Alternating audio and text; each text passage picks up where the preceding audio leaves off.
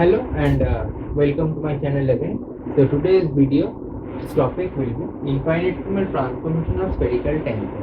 Okay, and the thing we will do or discuss today is that most of the time we have seen these two relations are written on the books, or even our teachers in the college used to write this thing and they tell us to do this thing, but they never derive this thing by their own. So today's video's goal will be to solve this or to derive this in a proper manner. Okay, so we know that here I want to mention that this Lz is my angular momentum and this TKQ is my spherical tensor of order K with Q component. So my Q will be 2K plus 1 basically. And now I just want to write that how a tensor operator changes. And I think you guys will know that this tensor, this spherical tensor TKQ transforms like an angular momentum state.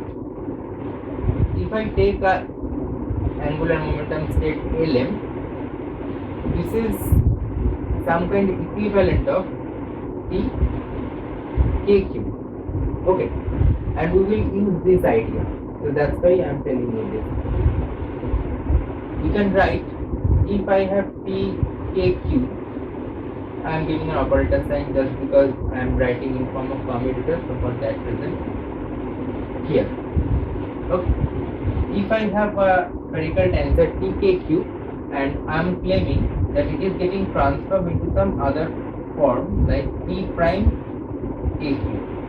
Okay, and as I know that this T prime KQ or this TKQ transforms in the same manner as the angular momentum, so I can write it as Q T Q dagger. Okay, TK and Q.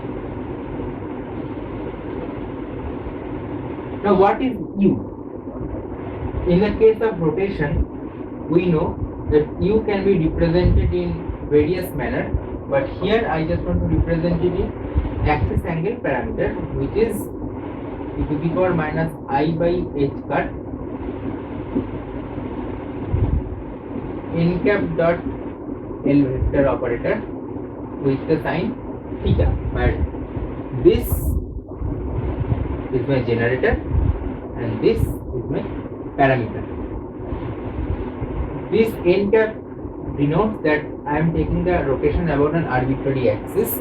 If say we are taking the conventional axis like z cap or x cap, then it will be Lx and Ly, but this is our general form.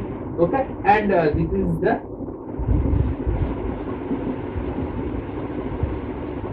axis angle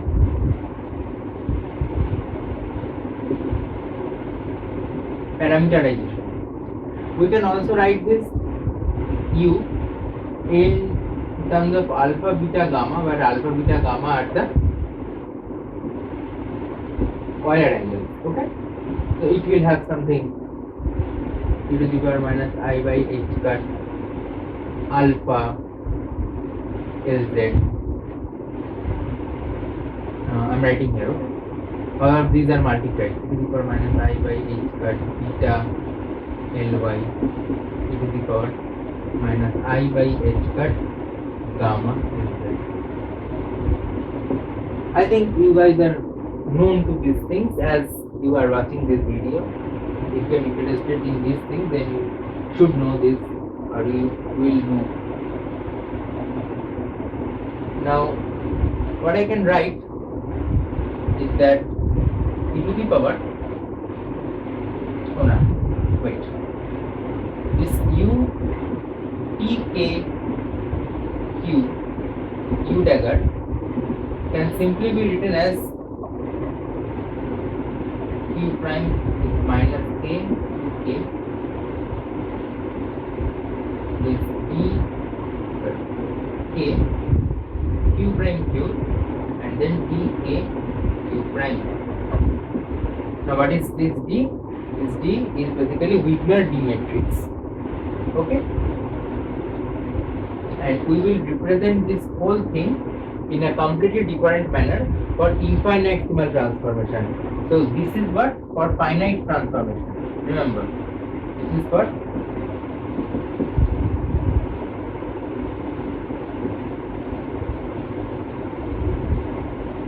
finite transformation. And now we just want to go to infinitesimal transformation, infinitesimal small transformation, and we want to see what happens or what conditions do get imposed in our system or calculation structure.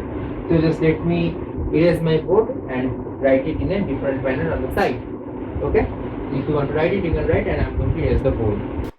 Okay, so as you can see that I have written the finite transformation formula over there, and I just want to write it in a different manner because u has some exponential form, and if I take the infinitesimal transformation, so I can write that for infinitesimal transformation, this exponential minus I by h cut L dot n cap theta, I can expand it. I mean, you can use the Baker-Campbell-Hofstadter formula, but I think this is convenient. If you don't remember the formula, then what happens? So I think this is the rigorous approach. So you will get an identity minus I by h cut delta theta, because my theta is getting transformed to delta theta, but delta theta is less than 1, you can take. Okay. And n cap dot L. Okay. This is my approximation for infinitesimal case. So now I just want to operate this thing from the both side of t k q. So it will be identity minus I by h cut delta theta n dot L vector operator.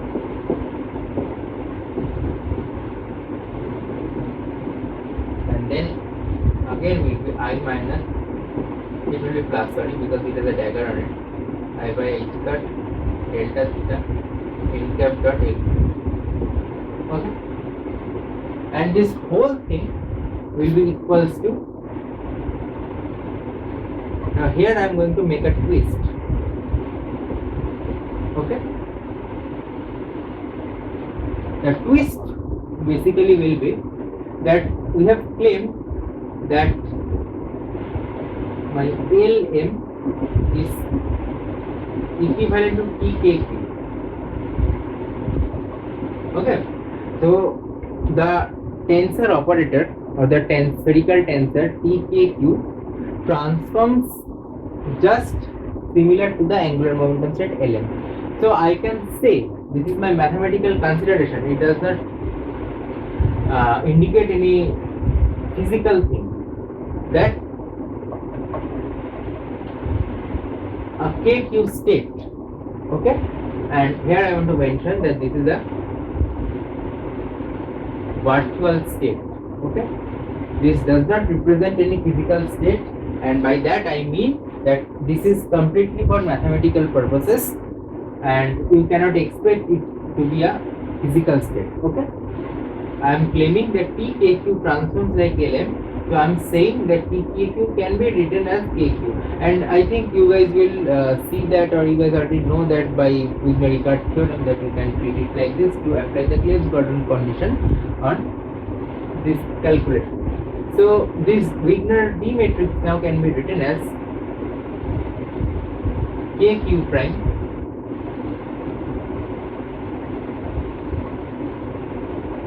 and this unitary operator, which is basically identity minus I by h delta theta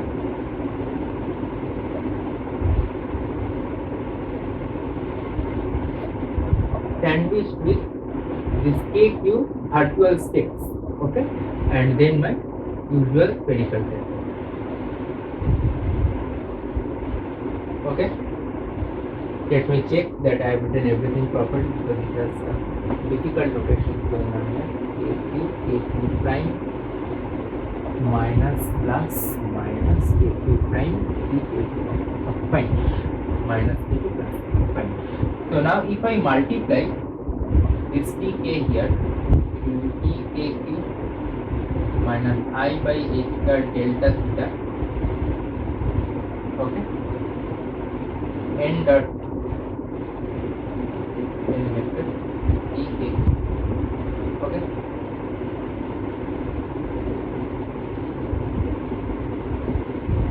this whole thing is multiplied by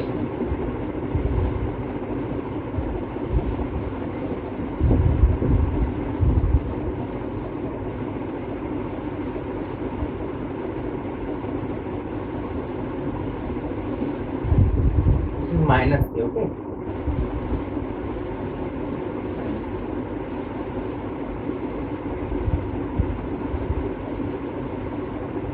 okay, I'm just multiplying.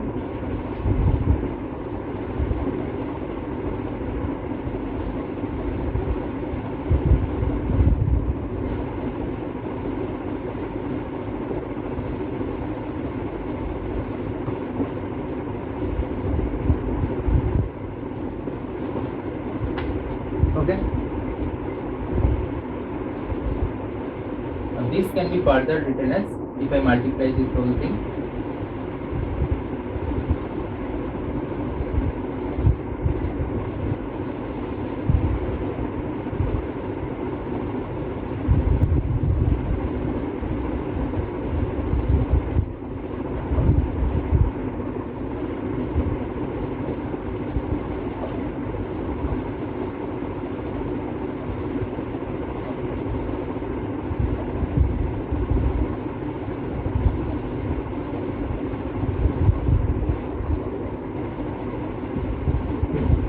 and the next term will be order of delta theta square, which can be ignored because delta theta itself is very small.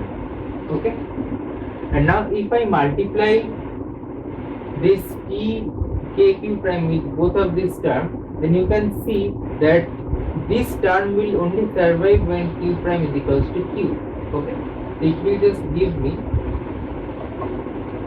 kq prime because we have considered them as virtual state, but they will have all of the properties like a physical state, but they don't exist in the real state, we can say. So basically it will follow the orthogonality condition, and we can say that is delta qq prime. Okay, and when this delta qq prime will act on this, I will get a q prime is equals to q. Okay, and now I can write this minus I by h cut delta theta summation going from q prime equal to minus k to k. This kq prime n cap dot L vector operator and kq. This t prime, sorry, tk and q prime. Okay. Now this and this will get cancelled out, and finally by comparing the coefficient of delta theta, you can see this minus I by h cut and minus I by h cut will get cancelled out. No, wait, if I take the common out, then it will get cancelled out. Minus I by h cut and delta theta, it will be, you can see that AB minus BA, both of them are operator, so I can write them as commutation. N cap dot L vector, comma EAQ. Okay, it will be minus I by h cut delta theta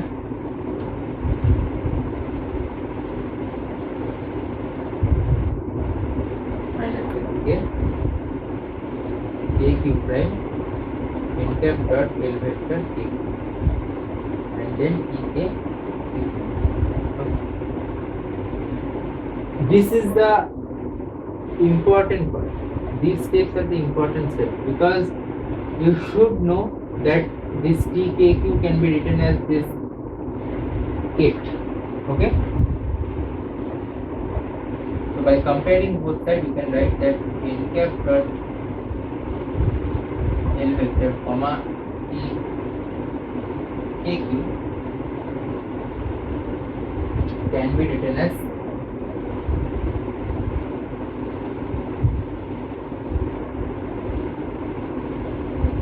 AQ prime n cap dot L vector then E A. This is my final relation for the infinitesimal transformation.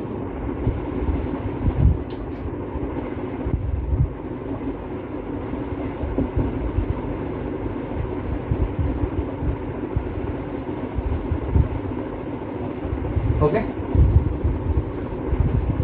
please copy and I will erase it and apply some special conditions where I will get Lz and L plus minus.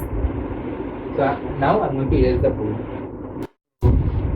I've erased the board and I've already written down our final result. So just to remind you guys that this was the form for finite rotation or finite transformation, and this is the form for infinitesimal transformation. And now what we are going to do, we are going to choose a particular axis. N cap was an arbitrary axis. So let us take that n cap is equals to z cap. Okay. So in that case, what happens? N dot L will give us just Lz comma dA.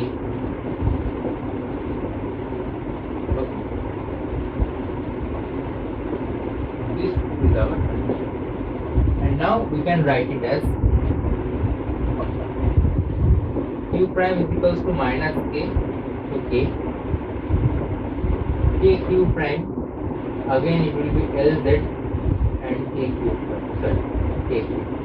With a T, K and T.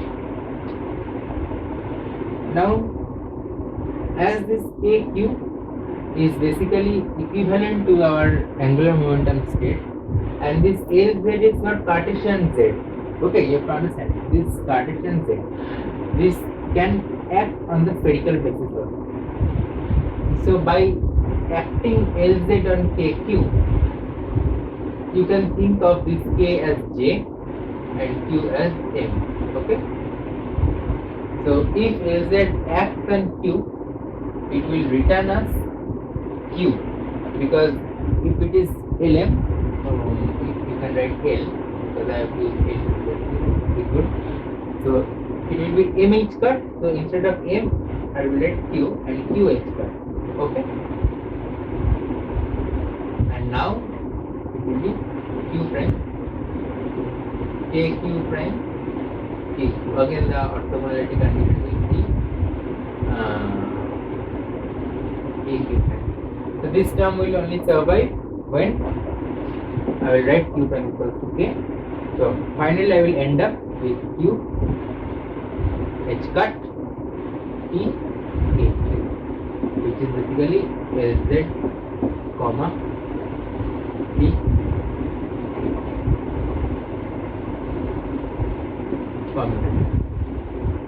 So we have proved our first relation. We have successfully proved our first relation.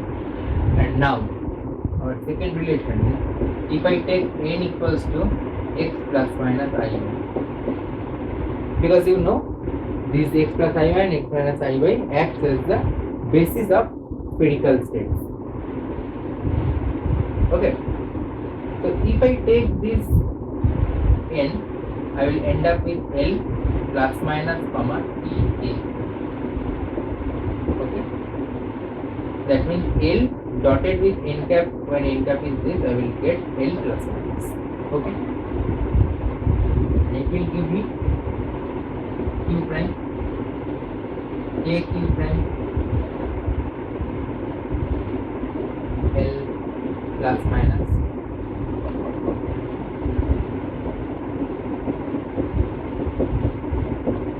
Okay, and this thing can be reduced as this L plus minus can act on this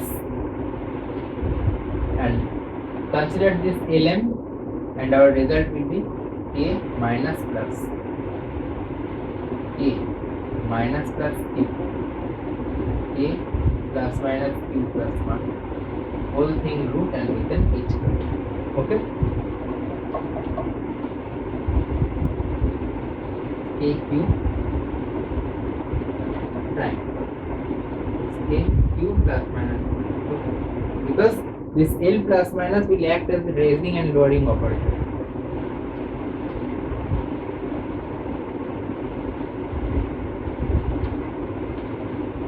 I think you guys are fine with this. And finally, if I apply the orthogonality relation, I will end up with L plus minus comma T K Q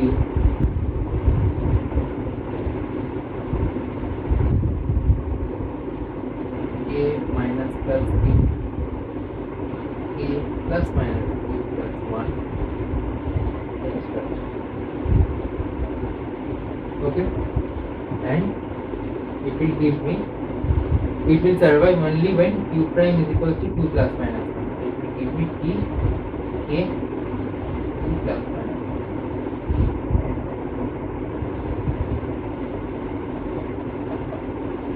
So we have successfully proved our required thing.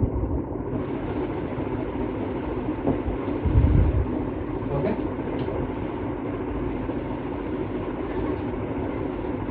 Now you can take K equals to 1 as your special case. Okay. Then you will get Z comma T